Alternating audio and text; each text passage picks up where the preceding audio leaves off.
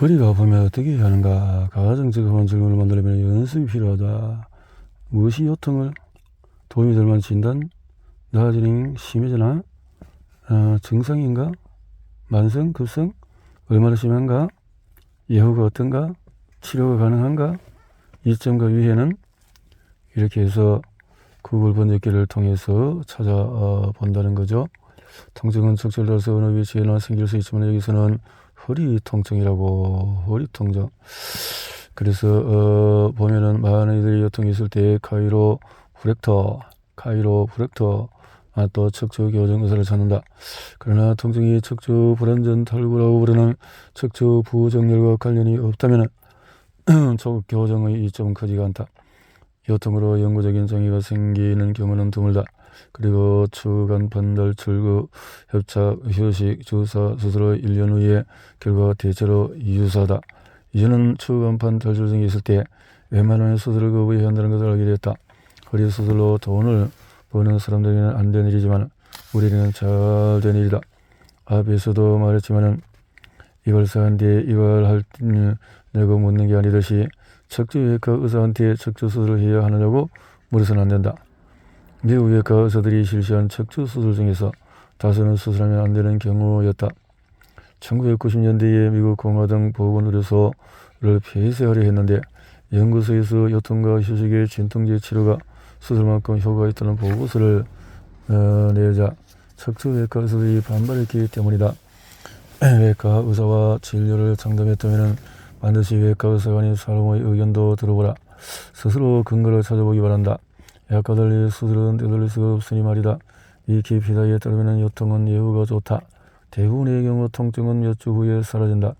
요통 환자의 약 98%가 심각한 기저질환이 보이지 않는 비특이적인 급성 요통이다. 나머지 2%는 적은 이상 암이나 심각한 감염이 있는 경우다. 이것이 과연 요통 환자 모두가 암이나 감염에 대한 CT 같은 철저한 검사를 받아야 한다는 뜻일까? 아니다. 실제로 우리 모두가 요통을 경험하게 마련인데 그렇다고 가능한 모든 통증 유발 원인에 대한 검사를 인구 전체에 실시할 수는 없다. 비용도 어마어마하고 다수의 위험성 결과와 막대한 위해를 이야기할 것이다. CT는 암 유발의 위험이 있으며 위험성 진단 때문에 실시할 많은 무용성 치료 역시 위해성이 있다. 그러므로 정밀한 검사는 심각한 기저질환에 대한 합리적인 의심이 있을 경우에 한해서 실시한다.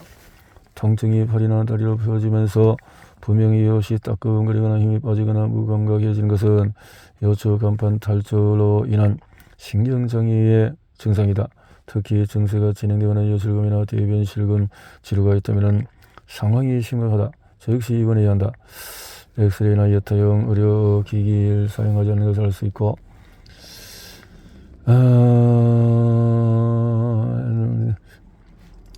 카이로프랙터는 툭하면 엑스레이를 찍는다. 엑스레이를 하는군요. 엑스레이를 가로진테 치의학이 자연의학인데 그렇게 하나요? 연료법, 근육이완제, 벤조디아제핀, 비스테로이제. 운동은 효과가 있지만 자격이 있는 전문 의료인의 감독해야 한다는 단서부터 나는 이전에 이런 말을 들어본 적이 없고 요통 있는 사람이 감독을 받지 않고 운동하면 안 되는 이유도 모르겠다. 이 부분도 이상하다.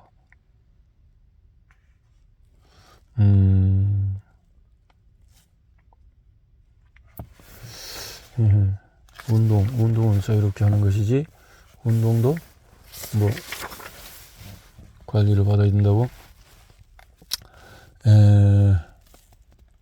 나는 통증에 대한 환자의 태도가 매우 중요하다는 데 동의한다. 어떤 사람들은 통증을 무시한다. 통증이 생활의 일부이기 때문이다. 반면에 어떤 이들은 통증에 집착한다. 그래서 일부 환자들은 몸 어딘가에 통증에 그 어떤 치료도 듣지 않는다고 불평하기도 한다. 이런 환자들은 무슨 노력을 해도 효과가 없다고 할 것이다. 이런 환자들 중에는 아편지를 비롯해서 약물의 오남용 사례가 많다. 소위 통증 클리닉이라는 것은 근거에 기반하지 않은 방식으로 환자에게 약을 잔뜩 주기 때문에 매우 효과롭다. 그들은 환자 중에서 다수가 약을 복용할 게 아니라 심리 치료를 받아야 한다는 것을 깨닫지 못하고 있다. 약이라는 것은 비스러이다. 믿을 만한 근거는 어떻게 만들어지는가? 믿을 만한 근거는 나한 수비를 사용해서 겉면에 숫자가 적힌 봉이된 봉투를 생산하는 방식을 쓰기도 했다. 다양한 질병에 대해서 눈가림된 관찰자와 눈가림되지 않은 관찰자 양쪽을 모두 포함하는 임상시험이 실시되었다. 약은 부작용이 있기 때문에 그렇죠. 무작위, 배정, 어떤 평가, 판단, 동정요법이나 대체요법 이런 것은 어떤 맹검, 데이터 이렇게 하기는 어렵지 않을까요? 비판적인 의견은 발표도 검색도 어렵다. 제약에서와 온갖 금전적 이익 상충이 되기 때문에 그렇다는 거죠. 자, 이런 비판, 금전적인 이익이 있는 곳에는 근거 중심학을 따르면 믿을 수 있는 답이 보인다. 근거라는 것도 데이터라는 것을 다 요구하는데 이런 것들도 참 어떤 영적인 어떤 생각 속에서 흡입된 스테로이드가 만성 폐쇄성 질환 환자에게 폐렴 발생 위험을 증가시키는가? 이 책이전 고찰 논문 저자들은 3만 명을 대상으로 한 43건의 연구를 분석해서 들의 제재 뇌가 폐렴을 발생시키다는 사실을 발견했다. 18개월 동안 플루티카손 치료받은 사람 1000명당 18명 이상이 입원했다. 우리는 이제 플루티카손과 여타 스테로이드가 폐렴을 유발할 수 있음을 알았다. 폐렴이 치명적인 것은 아는 사실이다. 또 체계적인 고찰을 펼쳐볼 것도 없이 의사가 말과 달리 스테로이드가 전체 사망률을 감소시키지 않는다는 것도 알게 되었다. 복합 제조의 가격을 찾아보니 살메트롤 하나만 들어있는 제품보다도 2배는 비쌌다. 근거 중심 의학이란 것은 이런 것이다. 구체적인 문제에 대한 신뢰할 만한 답을 찾는 것. 한 걸음 더 들어가 보자. 구글 검색어에서 만성 폐쇄성 질환을 치부하면 뉴 잉글랜드 저널 발표된 대규모 임상시험이 나오는데 이 논문을 무료로 읽을 수 있지만 우선 초록부터 보자. 이 임상시험의 목표는 만성기관지 환자에게 코르티코스테로이드 치료가 이점이 있는지를 알아보는 것이다. 위약대적은 살메트롤 시험과 플루티카손 시험 그리고 병영투약은 이런 방식을 요인 설계라고 한다. 이 종류의 효과와 병영투약의 효과까지 하나의 임상시험으로 연구할 수 있는 것이 설계의 장점이다. 이렇게 해서 비교해서 할 수가 있다는 거죠. 뉴 잉글랜드 저널에 실린 논문은 다른 학술지 논문보다 훨씬 자주 인용되는데 의사 대부분은 학술지에 대한 경외심을 갖고 있다. 그러나 이 학술지는 그런 존경을 받을 적이 없다. 첫째로 임상시험은 진실을 호도할 소지가 있다. 둘째로 초록의 진실을 호도하는 경우가 종종 있다. 진실을 호도해버리면 신뢰할 수가 없겠죠. 대개 초록은 지나칠 정도로 긍정적이다. 그러므로 제약에서의 후원은 임상시험에 대한 코크는 더 이상 볼 필요가 없다 했네요. 자, 신뢰할 정보는 어디서 볼 수 있을까요? 구글과 위키피디아, 코크란 라이브러리, 퍼브메드, 교재 이런 것들을 통해서 살펴본다라는 건데요. 의학 교재 등등 약품명 방식이라 에필로그. 나의 할아버지는 뛰어난 아마추어 피아니스트였다. 유명한 비너에서 운동에 성공했고 할아버지는 레지탕스. 나의 할아버지로 많은 영감을 받았다 했네요. 목숨에 어떤 가치가 있다면 그것은 바로 목숨 자체는 아무런 가치가 없다는 사실이다. 목숨을 걸 수 있는 자만이 자유를 누린다. 걸 수 있는 사람이 옮기니만 이게 다 괴물 같은 개체 때문이다. 전작 위험한 제약 회사가 출간되었을 때 한 미디어 의료 전문가가 쓴 서평의 마지막 문장입니다. 괴물 같은 개체.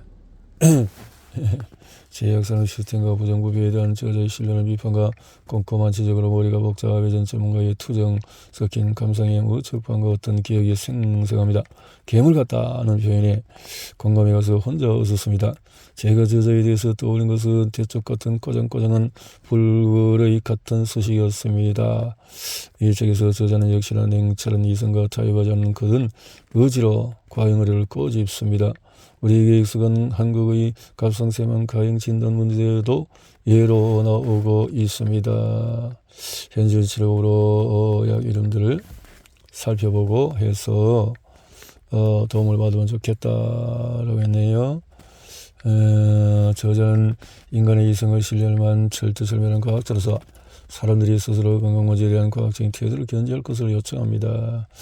한 사람의 독자로서 그리고 존재적인 환자로서 솔직한 심정은 의뢰인들의 과잉 어려운 문제를 자각하고 스스로 변해주기를 바라는 마음입니다. 윤소하 23년 이렇게 해서 자 위험한 제약회사에 대한 책을 또 한번 읽어봐야 될까요?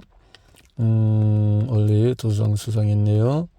역시 괴체 피터 괴체라는 분이 아주 이렇게